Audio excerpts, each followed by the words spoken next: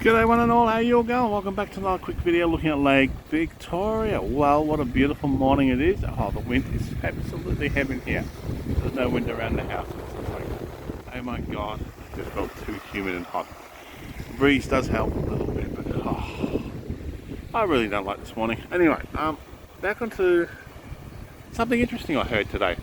Our Prime Minister has said the first honest and truthful thing he has ever said on TV was today. He turned around and said to live on TV, he said, yeah, our sanctions, which won't kick in till the end of March, of course, will have little to no effect against Putin. Now that's the first honest thing he's actually ever said on TV.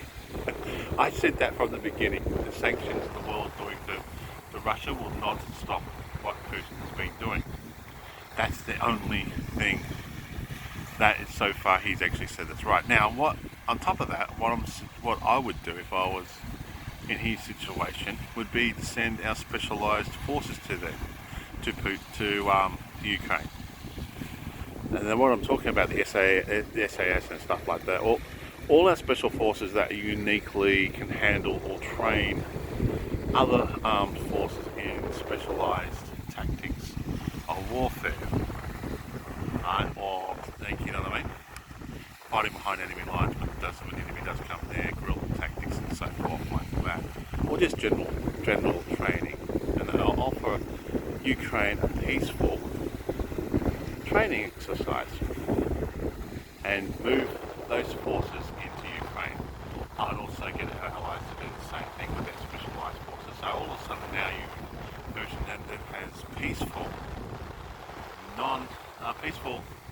armed forces in Ukraine that are training the Ukraine Army, Air Force and Navy. They've got an Army, Air Force and Navy. I don't know if they do it for Navy or not, but anyway, training the armed forces of Ukraine. Remember that Ukraine has 40 million people. They have even if 20 million of them decide to take up arms against Russia, which the government's giving weapons to the citizens, that's 20 million people versus an army of just over 100,000. If we, the Western world, turn around and decide to help Ukraine and say, guess what, let's help you out with training exercises, also medic exercises, so you get Switzerland in there, putting their medic forces into place, teaching them how to do that.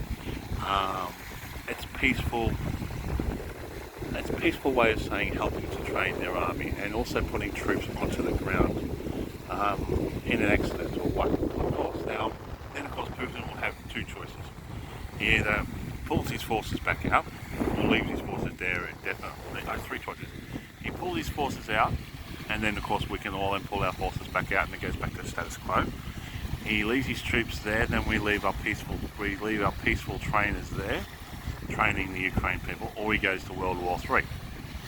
Simple as that, because if he tries to invade Ukraine with armed forces there already that are peacefully training the Ukraine army and people how to defend themselves against a massive aggressor like Russia,